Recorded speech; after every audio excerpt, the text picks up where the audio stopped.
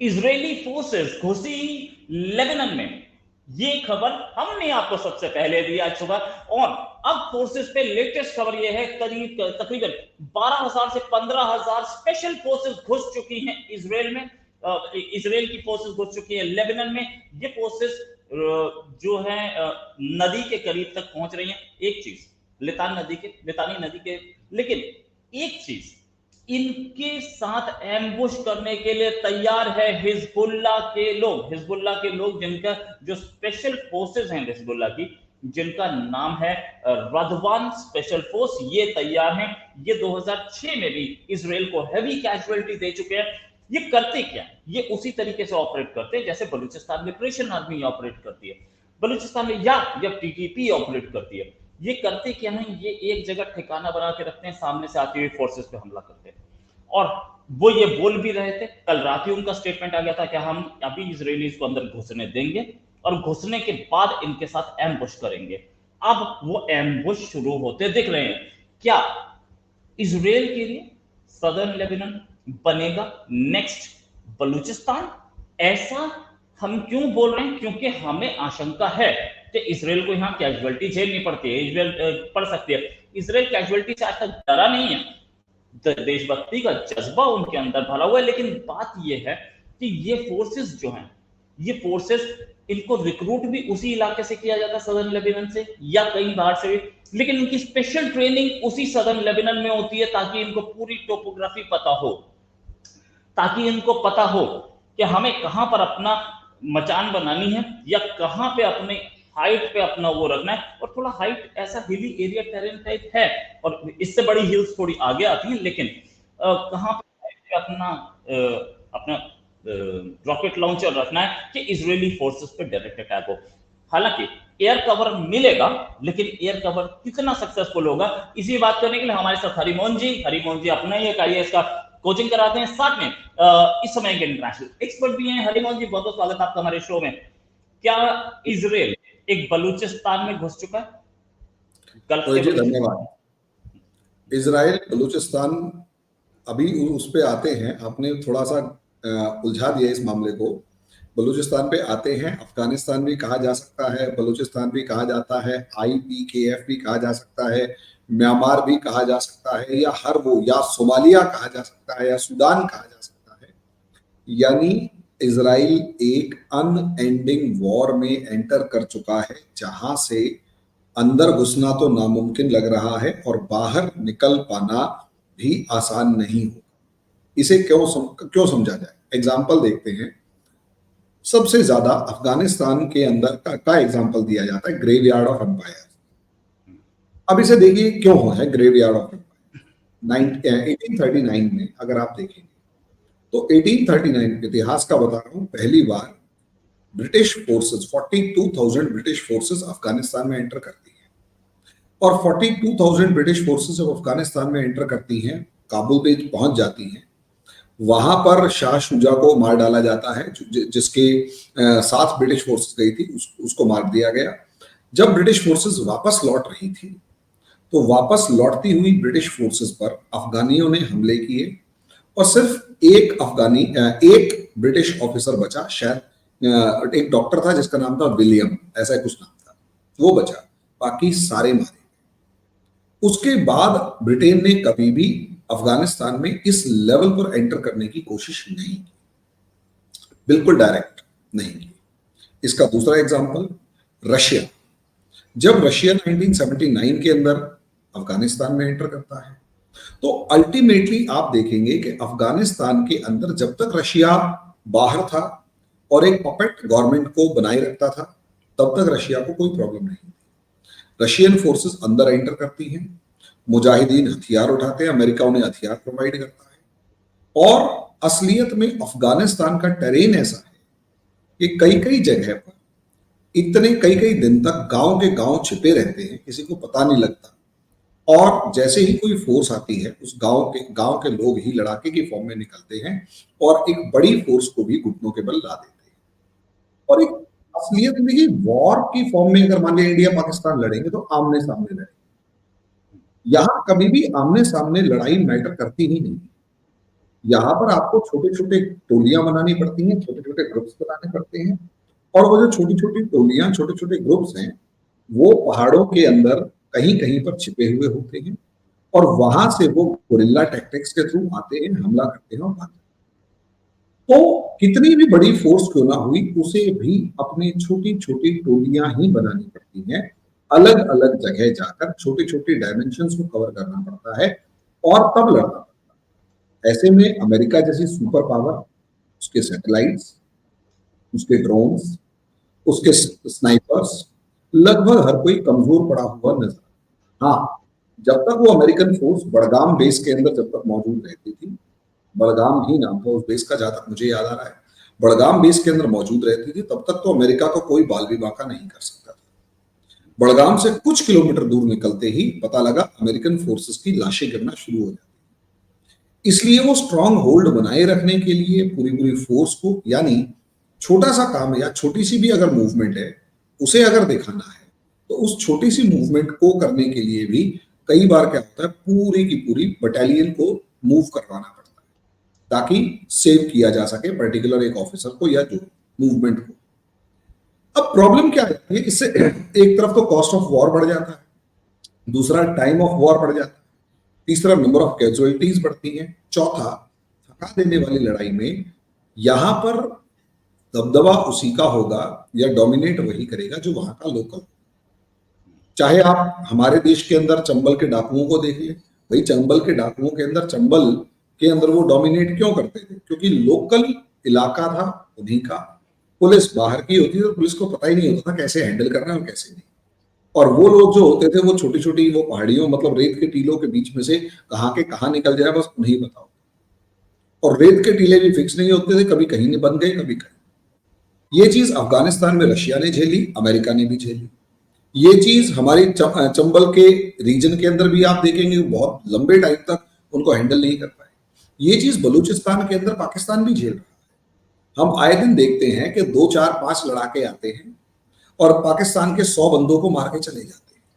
Ambush जो लगा हुआ होता है वो बहुत इफेक्टिव होता है इन लोगों की। इजराइल के साथ भी यही प्रॉब्लम। इस टाइम पर तो इजराइल एक अंधे कुएं में यहां कूद रहा है। अंदाजा लगाकर देखिए, हमास के लड़ाकों के पास ताकत नहीं थी, हमास के लड़ाके बहुत कमजोर थे, बट स्टिल उनके पास एक नेचुरल नहीं तो कम से कम एक आर्टिफिशियल हाइडआउट बड़ा जबरदस्त, और वो था टनल सिस्टम। अच्छा, टनल सिस्टम के अंदर एक खास बात ये होती है कि आप उस टनल में पानी भर सकते हैं समंदर का, आप उस टनल में ब्लास्ट कर सकते हैं, उसके गेट बंद कर सकते हैं।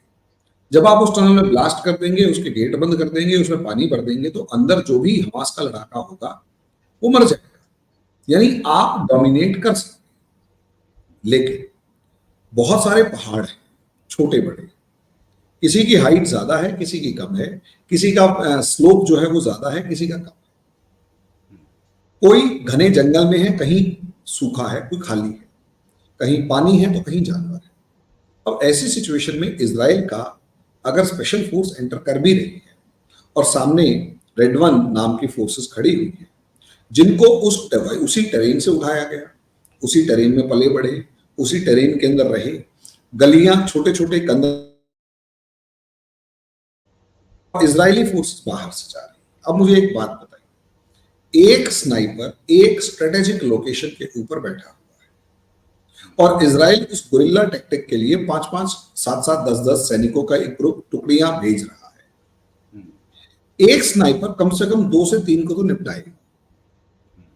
अब ऐसे में अगर वो 3 सैनिक भी मारे जाते हैं और इन 3 के ताबूत इजराइल आते हैं, आप मुझे ये बताइए, वो जो 3 ताबूत इजराइल आएंगे, तो वो 3 ताबूत और ऐसे हर रोज 3, 4, 5, 10 आने लग गए, तो आप मुझे ये बताइए कि क्या इजराइल के अंदर इस लड़ाई को कंटिन्यू करने का एक जज्बा बचेगा या एक कॉन्फिडेंस बचेगा? क्योंकि मेरा मानना ये है कि अगर ऐसा हुआ, इसे आप समझ देखिएगा कि अगर ऐसा हुआ तो आम जनता शुरू में जोश में है। शुरू में सबसे ज्यादा तो हमास के मामले में गुस्सा था कि तुमने हमला करवा दिया, उसके बाद हमास से बदला लेना था, चलो जी ठीक है। लेकिन आप अभी भी अगर देखेंगे तो इजराइल की सड़कों पर एंटी नेतन्याहू प्रोटेस्ट शुरू हो गए। और वो जो एंटी नेतन्याहू प्रोटेस्ट्स हैं उनको अगर आप उठाकर देखेंगे तो आपको एक चीज साफ तौर पर नजर आएगी एंटी नेतन्याहू प्रोटेस्ट्स में, कि कुछ भी करेंगे ना वहां पर एंटी नेतन्याहू प्रोटेस्ट्स के अंदर आपको एक चीज नजर आएगी कि लोग कह रहे हैं इतनी लंबी लड़ाई क्यों लड़ रहे हो, हमें नहीं चाहिए। यानी एक सेक्शन तेल अवीव से लेकर कई सारे शहरों में ऐसा खड़ा हुआ है जो इस लड़ाई के पक्ष में नहीं है।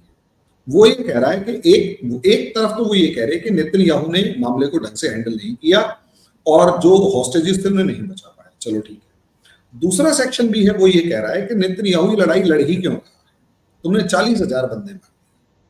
यानी एक ह्यूमैनिटेरियन जो अप्रोच है, क्योंकि हर देश के अंदर ऐसे लोग होते हैं जो ह्यूमैनिटी, इंसानियत और ये सब चीजें देख रहे होते हैं कि नहीं नहीं नहीं लड़ो मत, 250 के बदले बहुत मार लिया, अब शांत।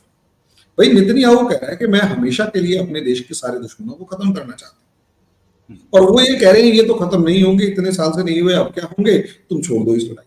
तो यानी नेतन्याहू पर बाहर से कोई प्रेशर हो या ना, बाहर सबके सारे प्रेशर्स को तो वो झेल पा रहा है, जो प्रेशर इसके खुद के घर का है यानी कि कंट्री का है उसे झेल पाना मुश्किल।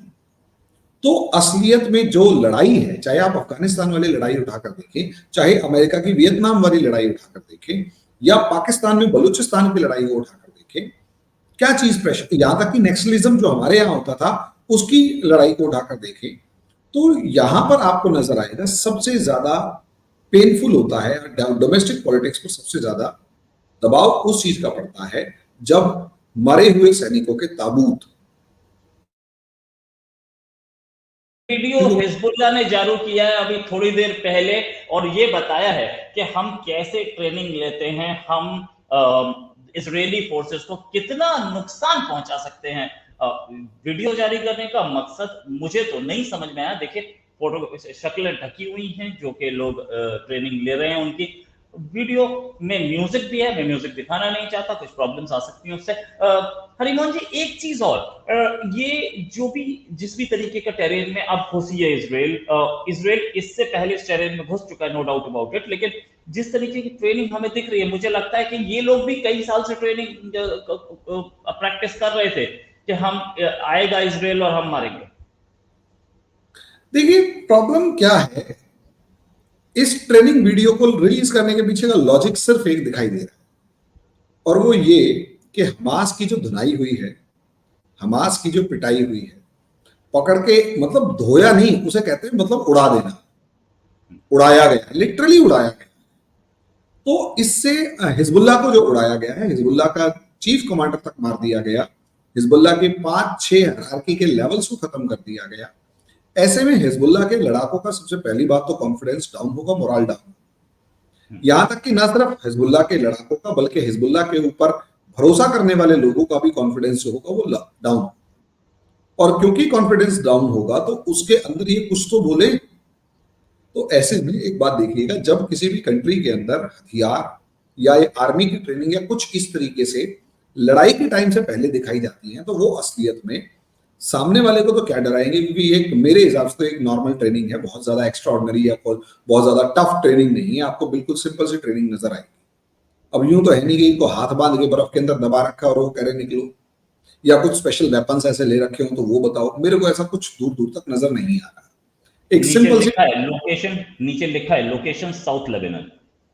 मैं वही चीज कह रहा हूं, आप इस चीज को थोड़ा सा समझिएगा कि मैं जो चीज कह रहा हूं कि बेशक ट्रेनिंग का कोई भी लेवल दिखा रखा हो, हाँ वो ट्रेनिंग का जो टेरेन है वो इंपॉर्टेंट है कि हम उस टेरेन के लिए तैयार हैं, वो तो हो सकता है, लेकिन आम जनता के ऊपर इंप्रेशन डालने के लिए, आम जनता पर को कॉन्फिडेंस में लेने के लिए कि हमें झटका लगा है लेकिन हम खत्म नहीं हुए, हम लड़ेंगे, ये बताने के लिए ये वीडियो जारी किया है। अगर आप ये कहें कि वीडियो बहुत जबरदस्त है और ऐसा है, नहीं, मुझे लगता है एक सिंपल सा नॉर्मल आर्मी की ट्रेनिंग का वीडियो है और वो लोगों का कॉन्फिडेंस जीतने के लिए जारी किया है।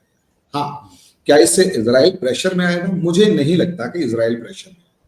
तीसरा, यहां जिस तरीके का बर्फ का ट्रेन है और दूसरी मतलब बर्फ और दूसरी चीजें यहां पर आपको हमें दिखाई दे रही हैं, तो भैया इसका सीधा मतलब ये है कि यहां पर इजराइल की आर्मी को प्रॉब्लम आ सकती है, क्योंकि मुझे जहां तक पता है इजराइल के किसी खास इलाके में बर्फ नहीं होती है, और अगर आईसी टेरेन है और मतलब आप एक रेगिस्तानी या सूखे इलाके के अंदर हैं जहां पानी भी बहुत ज्यादा नहीं है, और दूसरी तरफ एकदम से आपको बर्फ में लड़ना पड़ जाए, पहाड़ी इलाकों में और बर्फ में लड़ना पड़ जाए, तो वहां पर कैजुअलिटीज ज्यादा होंगी, जैसे हमने पहले भी डिस्कस किया, और काफी ज्यादा दबाव इजराइल के ऊपर होगा। इसे आप इस तरीके से देखिए कि भाई सीधी सी बात यह है, एक बंदा बर्फ के अंदर ट्रेनिंग क्या छोड़ो, वो बर्फ में गया ही नहीं है और लड़ना पड़ रहा है उसे बर्फ, तो वहां पर वो जो लोकल टेरेन है वो हिजबुल्लाह को सपोर्ट करेगा। जी भैया, thanks a lot Hari Mohan ji, nice discussion, और उम्मीद है जल्दी डिस्कशन और करेंगे, क्योंकि ये और एक लंबी चलने वाली है ऐसा लग रहा है। हमारे पास जैसे नए वीडियोस आते रहेंगे हम आपको दिखाते रहेंगे। अभी के लिए नमस्कार, धन्यवाद, जय हिंद।